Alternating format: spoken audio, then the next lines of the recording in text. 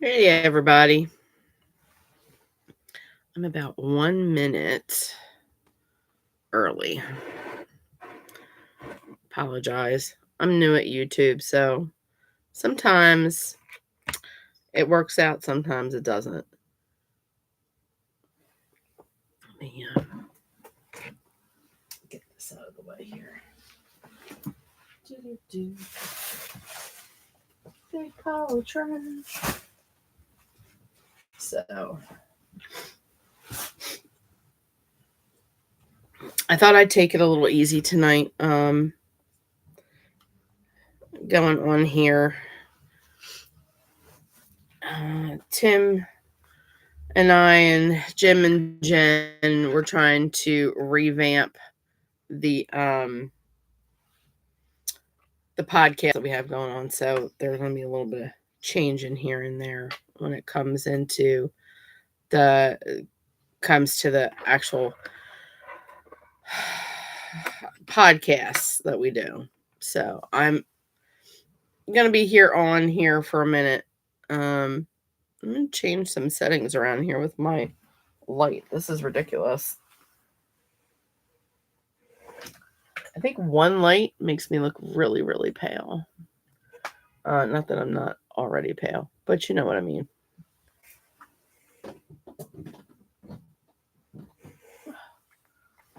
Let's see. Shut this one. I'm not killing myself. I think that looks a smidge better, maybe. Oh no, it is what it is. So I'm going to do this and just share for right now.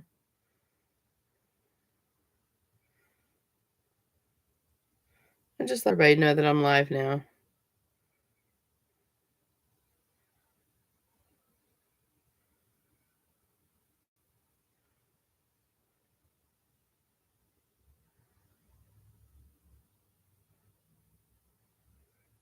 The YouTube channel.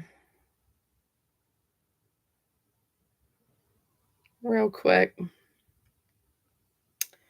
And see if I can share this real quick with some people. I know it's Monday night. I know everybody's had, it's the beginning of a work week for people, so we're trying here. We're trying. And hopefully I'll have one person come on maybe. If not, you know what? We're going to do it, and it's going to be what it's going to be, and that's it. I don't try and stress too much about things. I'm new here, so it is what it is. Let's turn it back a little bit here. And I'm just going to see if I can share this. And see where we go with that. I don't want to make any changes to the channel. What if I just want to share this? There we go. We're going to share this now.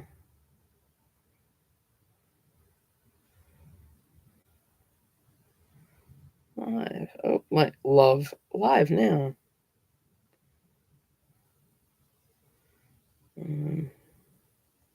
Corner Cauldron YouTube. Talks amongst yourselves for a minute.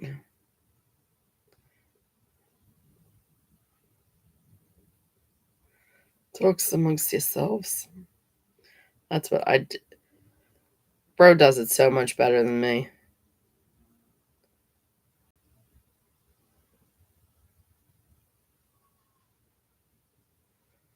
He does it so much better than me. I'm typing like Scooby-Doo. And that's not, that's what's going to happen. So, anyway, since I had an idea. So my idea was that since it is literally 2 days away from uh spooky season, that we would talk a little bit about that's too dark. We would talk a little bit about the holiday that's coming up. And for most of you, you know that it's going to be Halloween, right? October 31st. Halloween. But did a lot of you know that it Halloween is modern? And for those of you who are interested, I did post what we were going to be talking about tonight. And we were going to be talking about the origins of Samhain. Yes, it's not pronounced Samhain. The Americans pronounce it Samhain. It's if you are Irish or Scottish, even some of the Welsh, you are considered what the Americans would call Celtic or Celtic.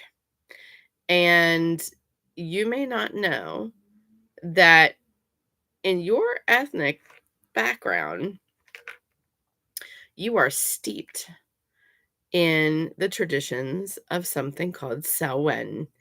That is the Gaelic pronunciation of Samhain.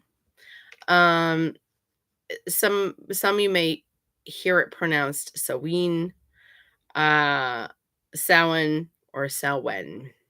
Uh, all of them are correct. Depends on where you hail from, whether it's parts of Ireland, Scotland, or Wales. If you are Welsh, some of the Welsh, they are also considered Celtic people.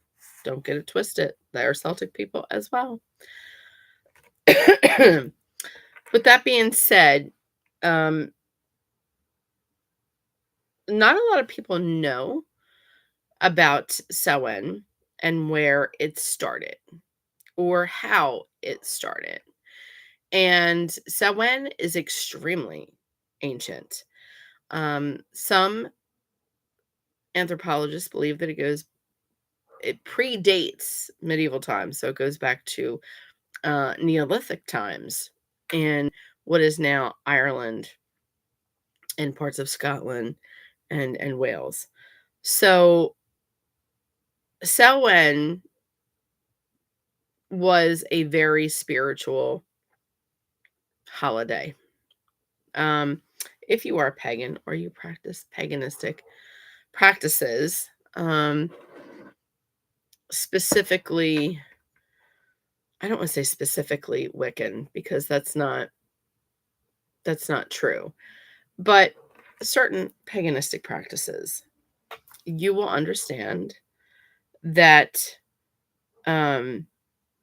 Samhain is the last or one of the last, the next to the last, pardon me, the next to the last Sabbath that we celebrate as far as pagans. And if you practice the Sabbaths, if you celebrate the Sabbaths, some do, some don't. Hey Dave. Hello, I finally got it straight. Yes, you did. You finally got it straight. Don't mind me. I'm still sounding a little snotty for those of you who are new to this. Yeah, this beautifulness blossomed about a week ago and turned into sinus infection, upper respiratory infection, and now this sounds much better than it did. We'll get you straight eventually, Dave. But yes, Samhain, when it originally started, like some anthropologists, I said, consider it Neolithic, which is predates medieval times. Samhain is one of the last. You do sound better. Thank you. I feel much better. Still have a little bit of the cough, but I'm trying. Samhain is one of the is the next to last celebration that we have, in the wheel of the year. It is very spiritual to those who practice paganistic practices. Um, to those during medieval times, and when Samhain started, and in the ancient times of Ireland and Scotland and parts of Wales, um, it was signified by the last harvest. So, this time of year in October, the end of October, was the last harvest, was the time when you pulled in the last little bit of what you were growing in your gardens or in your fields. Winter wheat was coming in that needed to be hulled and brought in. Pumpkins, squash, ground vegetation, that onions, uh, some garlics, if you had considered wild garlic, onions were a big thing, carrots, root vegetables, potatoes. Those were the last of that were going to be coming in. And it was the time of year that if you were a farmer, you brought your cattle or your herd in down from its summer pasture, pardon me, down into its winter pasture where it was going to spend most of the winter and be slaughtered prior to those very, very cold months.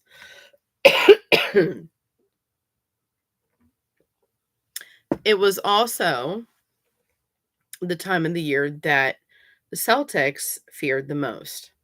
And the reason that they feared it the most was because it was the time of the year when daylight was at a premium.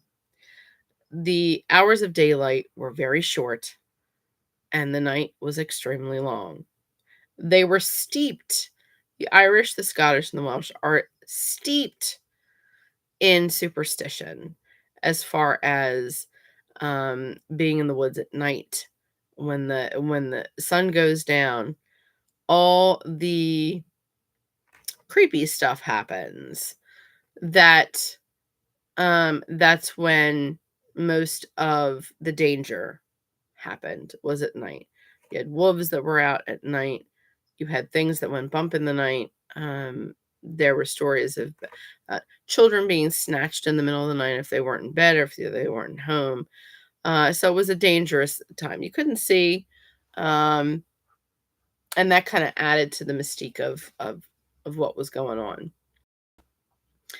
But during that time of year, it was understood that on All Hallows Eve, which is October 30th to be exact, not the 31st, into the 31st, um, that the veil thinned between this plane of existence, the mortal plane, and what the Celtics called she. They actually had a name for it. They called it she. Uh, they knew that during all the other months that the boundaries between the mortal realm and she were very strong and very firm. But at the end of the year, to symbolize the death and dying of things, long winter months, snows were coming, things were dying, nothing was growing. That on this particular night, this particular night, that more than one night, we all get it mixed up as far as like, oh, it's the only night where the veil thins and ancestors can come and the spirits can come and mess with you and da da da, and they could talk with you, whatever's. It is not the only night. That is what a lot of people misconstrue. It is one of the nights where the veil thins and the plane of existence, or that boundary between the mortal realm and the she, grew very, very thin. They weren't so much concerned about getting to speak with their ancestor or getting to honor their ancestor. It was more or less of everything else that could come through that door because it was all no holds barred during that time. That was the time of year when the veil thinned, that not only could your ancestors come through, but everything and anything, including the malevolent spirits.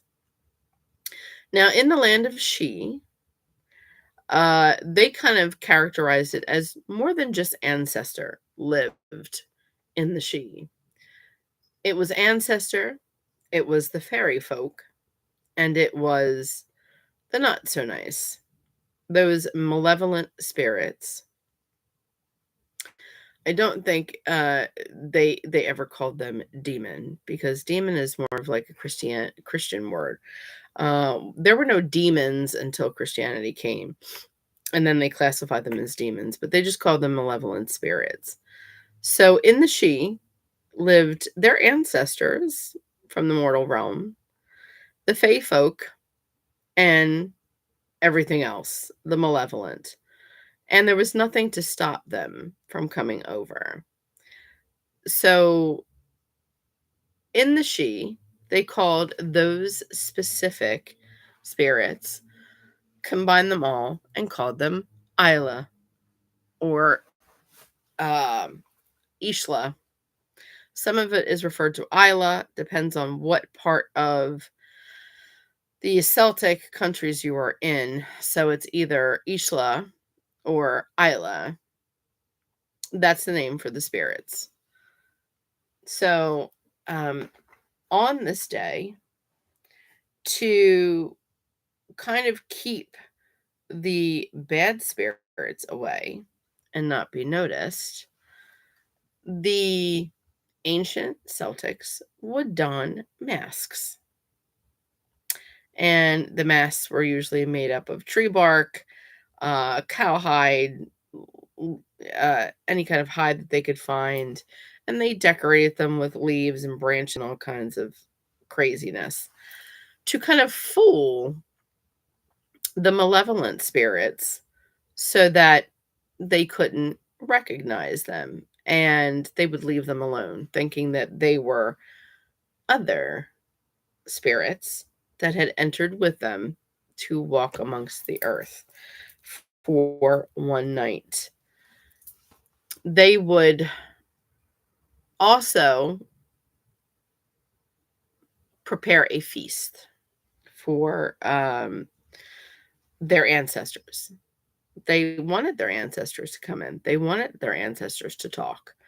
So, what they would do is at dinner, seeing as this was a celebration um, of the last harvest, what they would do is they would set an extra plate at the table um, with food on it sometimes, depending.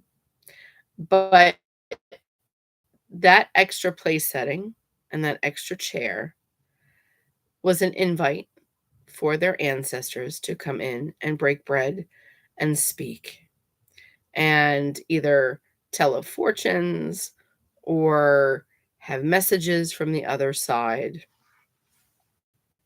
And that's what they would do. They would feast on some of the foods that they brought in from the last harvest.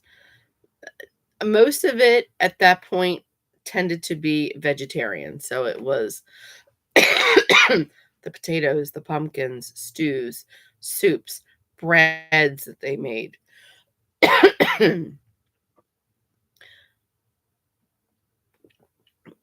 Sorry for the cough. But what they would do in preparation of this gigantic feast is they would douse the lights out in everyone's house in the community. This is how the night would start out. As soon as the sun went down, everyone in the community, everyone in the village would extinguish whatever candles, um, whatever fireplaces they had going on, whatever they had in way of light, they would douse it out, and they would be in total darkness. They would go outside, and either their high priest or their shaman, their uh,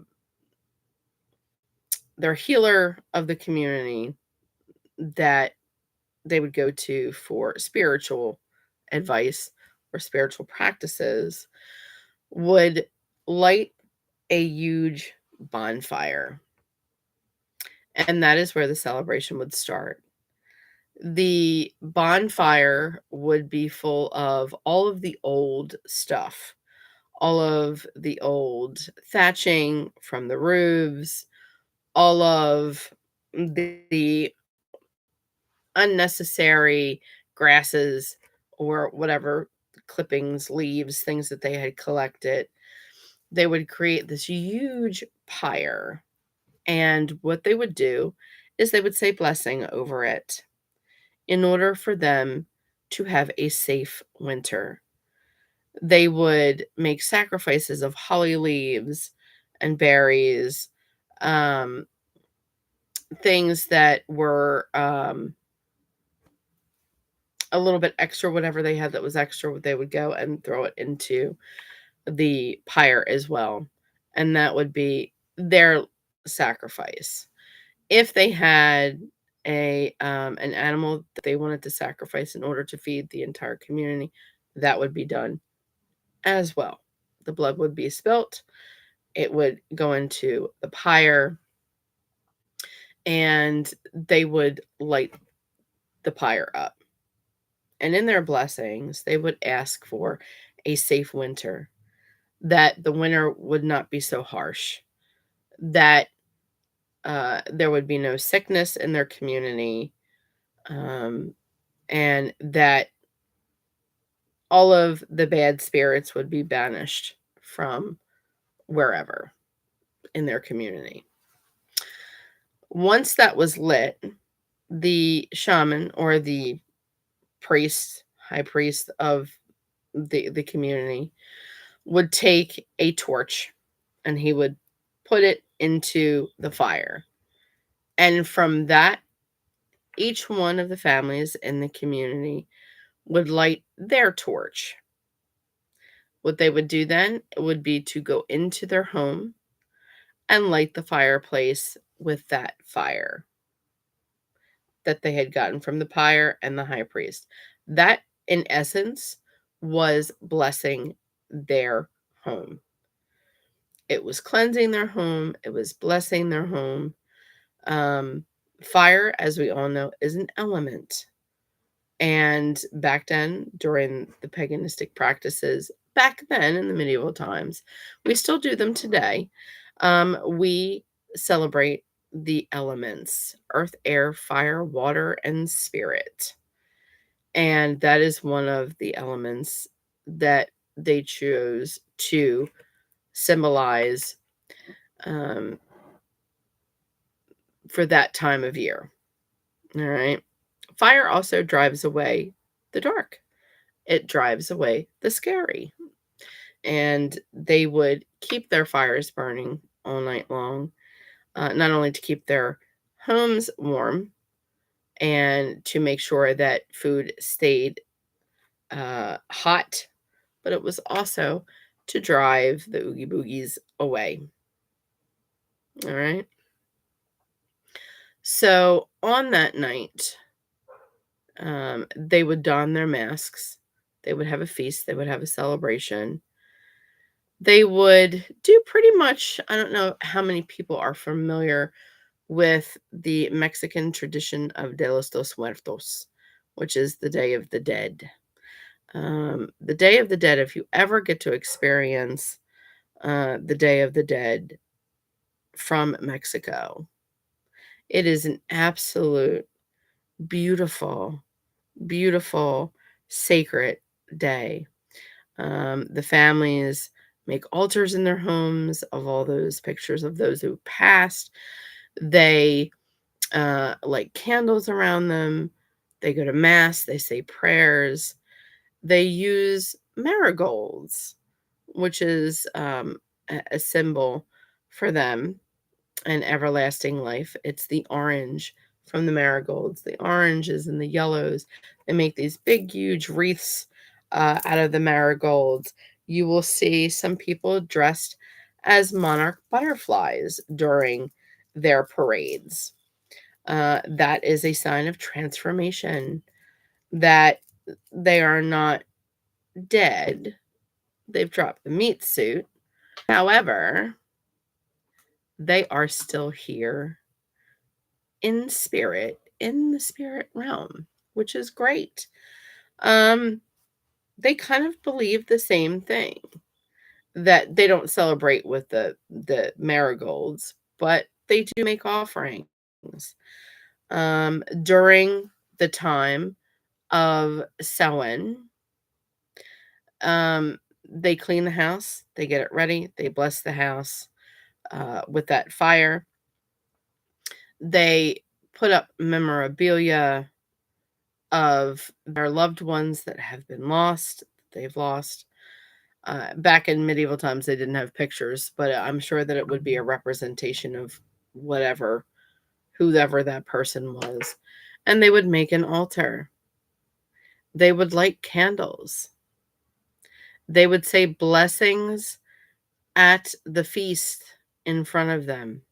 Didn't matter how small or how large it was, they would say a thank you and say a blessing over that. They would also set that one place for those who had passed, letting them know that they are welcome into their home and to deliver message and to eat with them and to commune with the land of the living. Now, here is another thing that people kind of get misconstrued is jack-o'-lanterns. Jack-o'-lanterns were originally, during medieval times, they weren't made out of pumpkins. They were made out of turnips. And they had candles inside of them. Some were even too small to fit candles in. They would just put an evil face on the outside of the turnip, and they would leave it outside in order to scare those away that were malevolent, the bad spirits. That is also the reason for the masks. They didn't want any bad spirits recognizing who they were. So they would don these masks. Now, if a spirit came knocking, they were to make an offering to that spirit on the outside of the house. They would open their door and give them a piece of food. We all know back then they didn't have candy. So it was usually a piece of fruit, something sweet. To say, even the malevolent spirits, leave me alone. Here, I'm going to give you something, and you could just leave me alone. All right? This is what you want. Now you can go and do whatever you want to do to another neighbor's house. That went on for many, many, many, many centuries. It is a very reverent, it is a very holy day. It is a very spiritual day. I do it at my house. What I do is I clean my house. I have my altar. On my altar, I will place pictures, memorabilia of those who I want to remember, who have passed. I will set up candles. I will say blessings. And when I cook food, I set an extra place with an extra chair. And I let them know that they are more than welcome to come into my house and more than welcome to speak to me, give me message. Maybe it's a fortune to tell me about, my what's going to be. It could just be a convenient to say, I'm here, I'm with you, never left, and to hear their voice one more time, possibly, or to get a message from them. That's what it's all about. I break bread with my ancestor. I break bread with my spirit guides and let them know that they're all more than welcome to come sit with me and give me message. All right.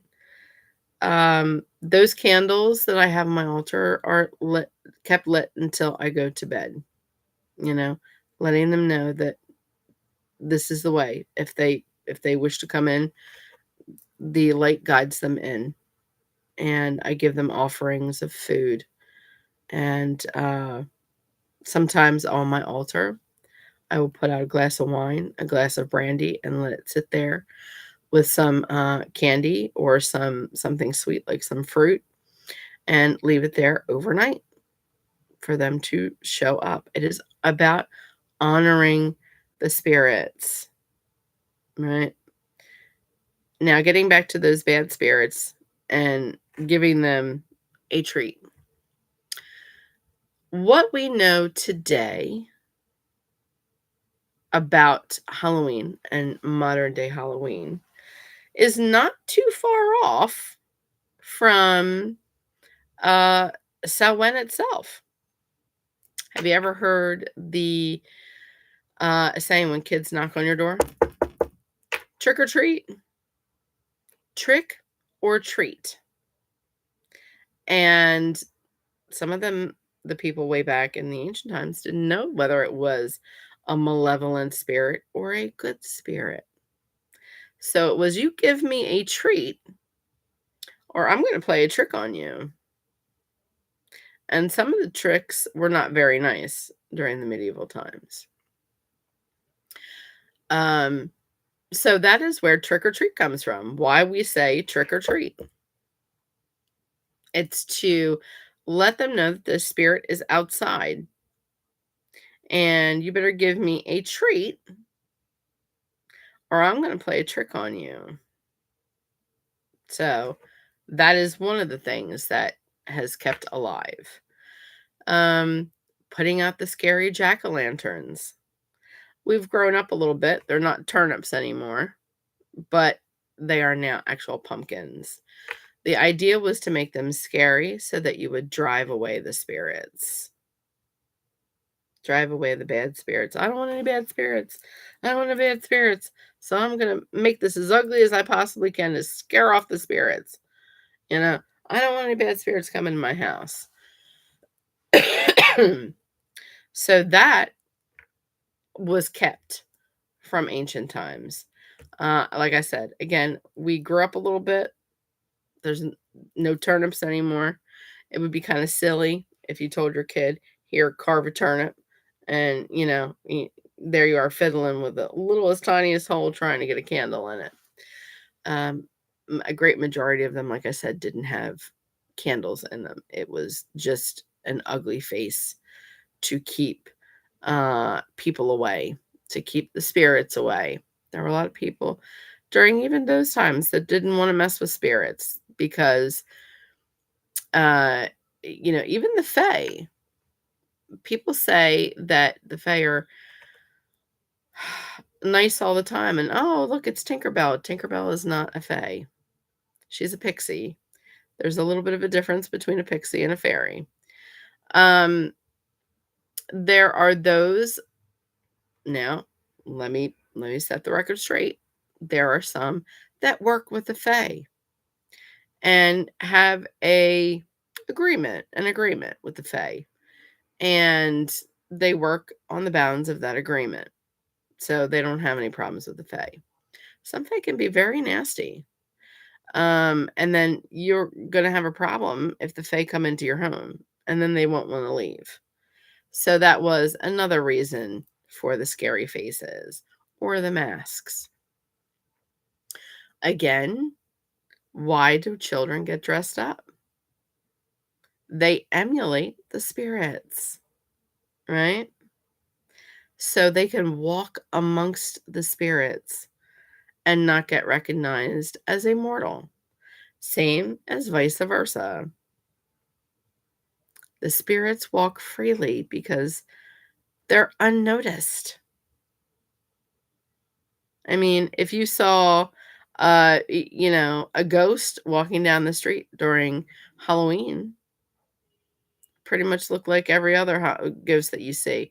All the kids are dressed in bed sheets with eyes cut out, or they all look similar. So you would think that it's just another kid, and then the kids are like, "Ooh, we can walk amongst the spirits without getting fingered," right? So kids got wise as the generations elapsed and eclipsed. They got smart, thinking, "Oh my goodness, so if we give treats to the spirits that may come knocking at our door,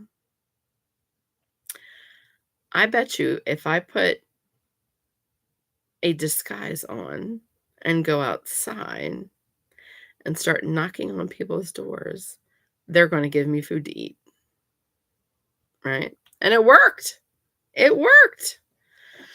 Nowadays, Halloween is more of like a conglomerate. It is just like Christmas, another way for people to sell, or candy companies to sell gigantic bags of candy, for costume companies to make a killing, um, and walk away with millions of dollars. Unfortunately, I think we as um, humans, or modern day humans, have gotten away from the ancient times. And I'll tell you that Halloween is not just an American thing. Halloween is global. So you have kids in Germany doing Halloween. It's not necessarily the same way that we do Halloween here, but it's close. You even have the Japanese now getting involved with Halloween. There's Halloween all over the world. It is a global thing. Even though Samhain, because we mixed words, so it is no longer called Samhain. It's called Halloween. And it's the ween, or when, stayed the same, just spelled different. Hello, All Hallows Eve. And hallows are the spirits, the creepy, the dark spaces. And we've gotten away from the she, which is the realm past this realm of the mortals. It lies on the other side. The she is the realm for the fae, all the ancestors, the spirits, malevolent and not so malevolent spirits, or benevolent spirits, as we call it. And on October 30th through October 31st is when the veil is at its thinnest. One of the times it's at its thinnest, where spirit can come and go as it pleases in order to um, convene with the mortal realm one more time, whether it be a one more I love you, one more I miss you, one more, hi, I'm here, or I need to tell you something very, very important. And like I said in the very top of this, anthropologists believe that it not only was in medieval times, but they believe that Samhain actually was during Neolithic times. They found a cave, I believe it was in Ireland. I can't remember the name of the cave right off the bat. But there was a cave that dates 5,000 years old. And in that cave, they found bodies of whether they don't know whether they were sacrifices to the gods or whether they were slaves, people that were put in in that cave. But it is said that in that cave, when the sun hits it right on All Hallows Eve, the spirits wake up again and they have supernatural activity or spiritual activity that happens um, every All Hallows Eve or every Samhain. The medieval Celtics also believed, the pagans believed, that every blade of grass, every boggy marsh, every tree was alive with a spirit. And that in some of those bogs that are flooded were the bodies and souls of kings, soldiers, ancients to them, that sacrificed themselves in order to uh, to remain free or to uh, right a wrong. And that is where Samhain started. They believed that because the days got shorter, the nights got longer, it got colder, things were dying, that it was the start of the dark times. And that's what they called it, the start of the dark times. Those were the times when sickness came, starvation, hunger, um, just like the leaves on the trees died, people died during the winter. Either exposure was another reason that a lot of people died back then.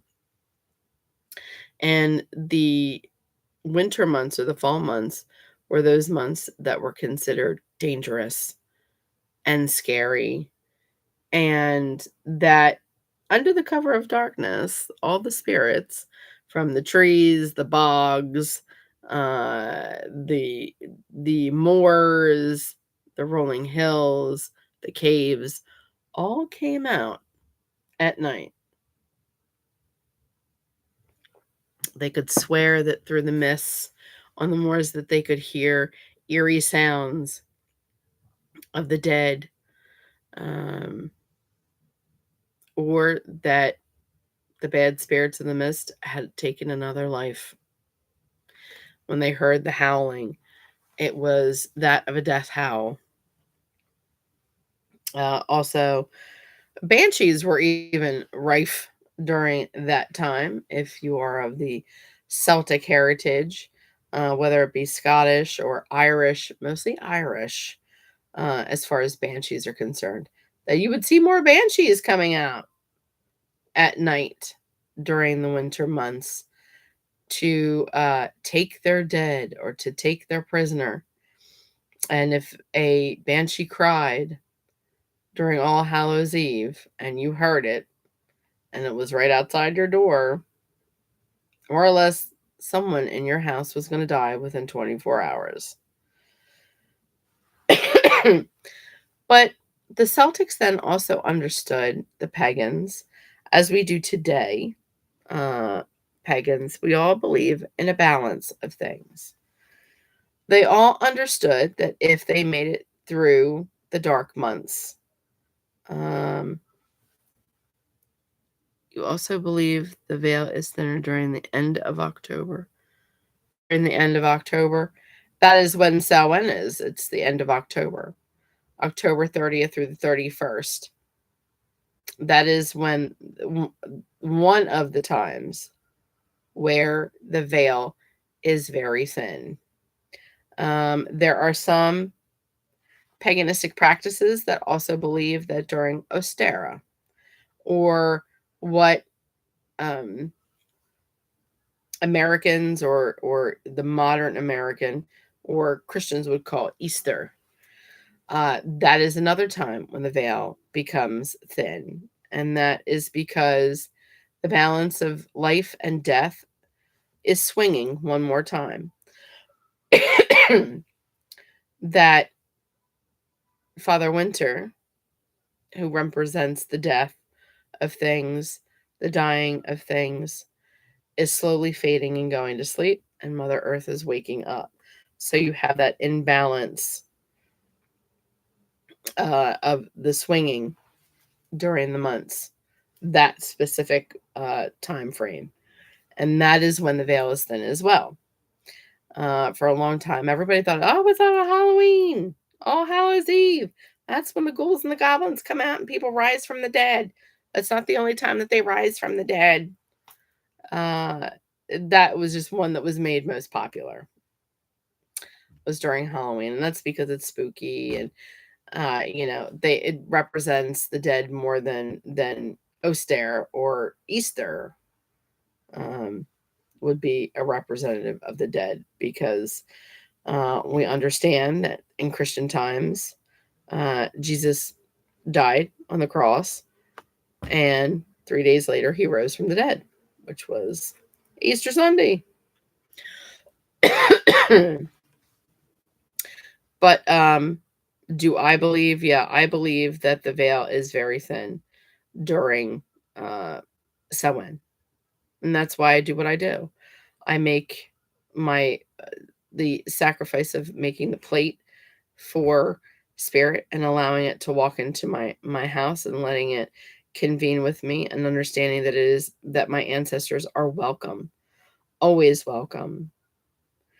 But pagans did understand the fine line and the fine dance that spirit, that this realm and the she had to make, and that they understood that with death comes life. Um, and they understood that if they could get past those months that were dark, that there would be a rebirth, that the earth would renew itself, new grass, new trees, new birds, new animals, things. The months would be warm again. They would be fruitful as far as their fields, their farms. That's why they did a lot of praying during Samhain, was to pray to their gods and pray to their ancestors that in the dying, that they be blessed when the snow started to melt, and that they be blessed during those months when it was very dark and very cold, and starvation for a lot of people was imminent, that they would go without starvation, that those malevolent spirits would pass over their door.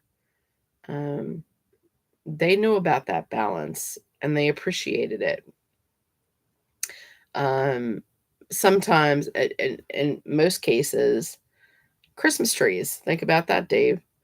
We bring in evergreen trees for Christmas. We decorate them. You put all kinds of trinkets, bits and baubles, and all this on the tree, and they light it up. That was actually a paganistic practice.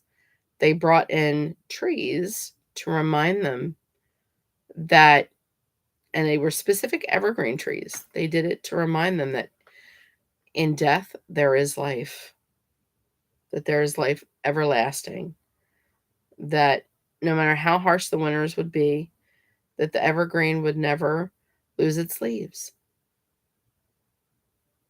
and that it would always be green, hence the name evergreen. And they did it as a symbolization of, even after the long, hard snow, that they realized that they are promised an eternal spring at some point. Even in death, they're given an eternal spring. But that was one of the explanations of Samhain, an abridged version of Samhain. Samhain is very ancient.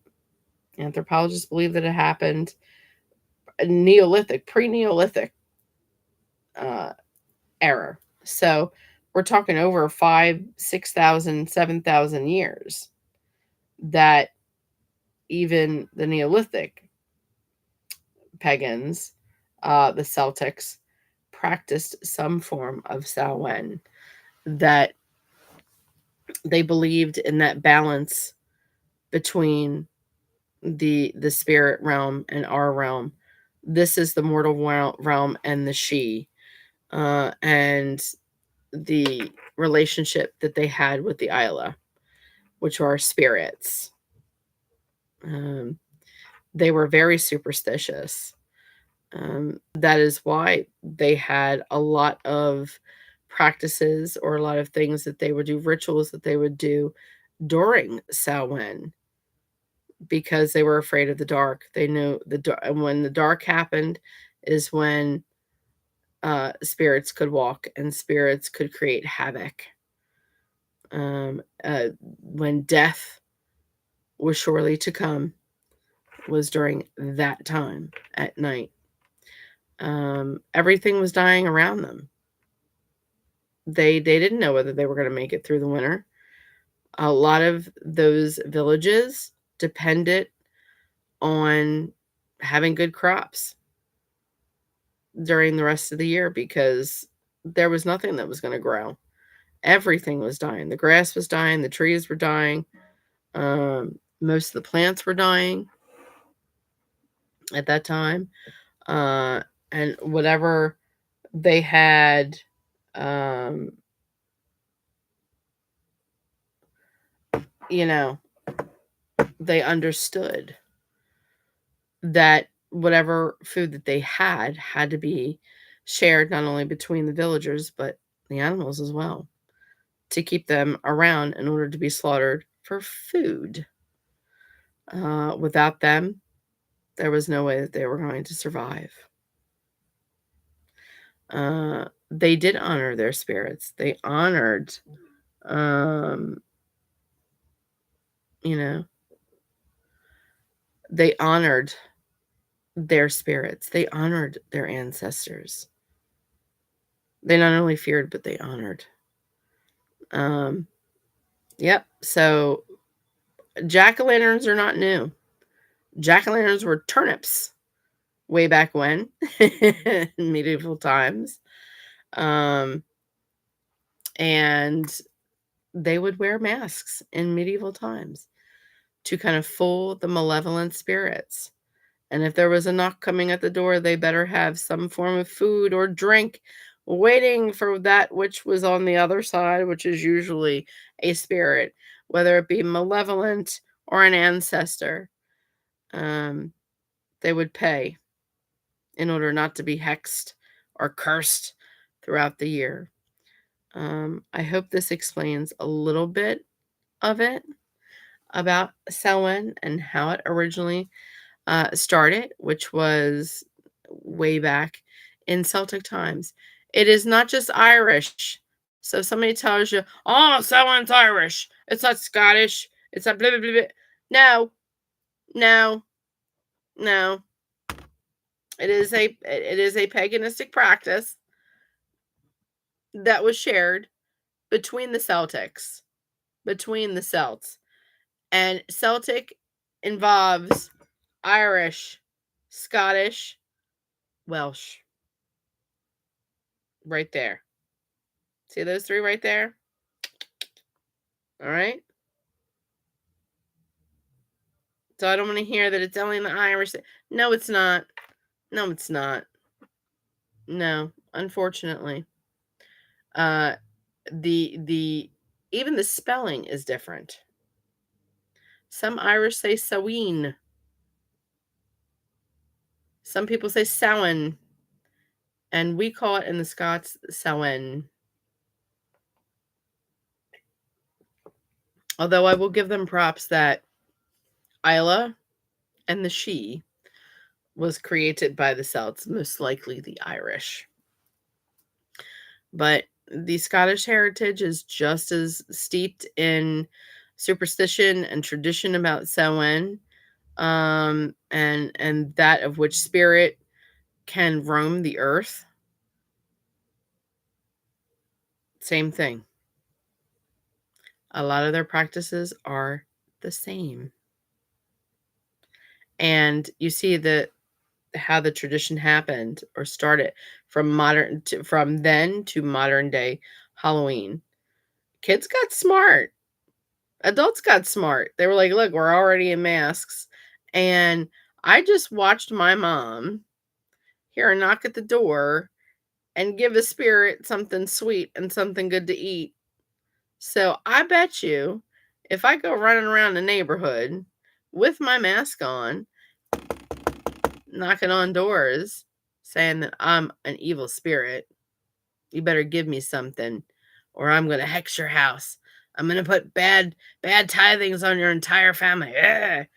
That they got something, right? So, and the whole trick or treat. You better give me a treat or I will give you a trick.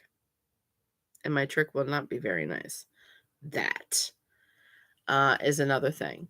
So we're not too far off. The only thing that's way off is, of course, back in ancient times, they did not have candy stores, right?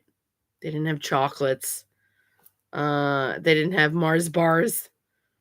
They didn't have, Cadbury chocolates, Reese's, and all that good stuff. And they didn't have the plastic mass-produced masks and costumes. Now it's just this big, gigantic conglomerate thing. But I will be practicing my Samhain. I will be participating. I will be in ritual. I will be in the spirit realm. I will be receptive. I will accept spirit into my home. I will accept my ancestors with loving arms. They will have a place knowing that they can come and sit at my table and eat and drink just as if they were alive and speak whatever they have to say. And I will be accepting of that. It's not always about things that go bump in the night, But, so any questions, Dave? I know I chewed everybody's ear off. I've been on for about an hour. In case you didn't get it, or you don't want to go back and play it from the very beginning, we are revamping the podcast. So, I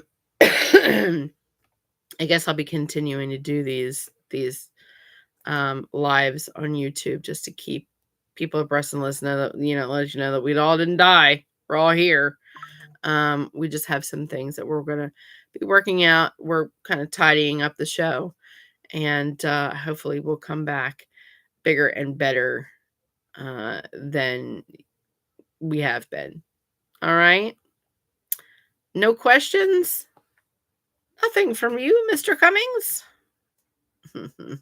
No, I'm good. I fully understand. Okay. Well, you have a great rest of your night. I hope this explains.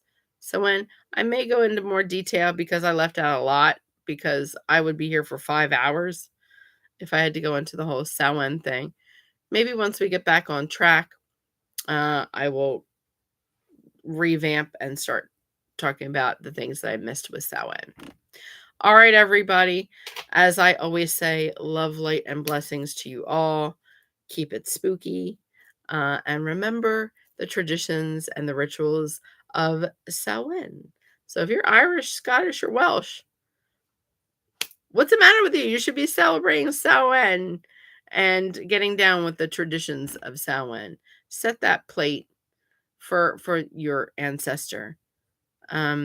Make sure that they know that they are welcome at your table to give you message. I don't know, go to a grocery store, buy a turnip, try and carve a ugly face out of a turnip. Who knows? All right, everybody, love, light, and blessings to you all. And as I always say, love, peace, and chicken grease, y'all. Bye.